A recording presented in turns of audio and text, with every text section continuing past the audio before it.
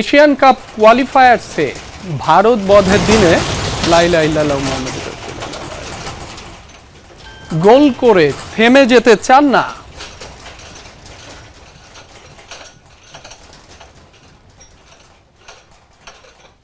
দর্শক, এই মুহূর্তে কিছুটা ভূমিকম্প অনুভূত হয়েছে।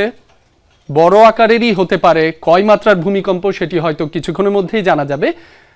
আশা করি সবাই সাবধানে থাকবেন, যে যেখানে আছেন নিরাপদে থাকবেন। সৃষ্টিকর্তার কাছে প্রার্থনা করছি সবাই নিরাপদে থাকুক।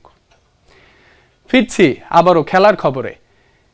এশিয়ান কাপ কোয়ালিফায়ার্সে ভারত বধের দিনে গোল করে থেমে যেতে চান না শেখ মুরসালিন।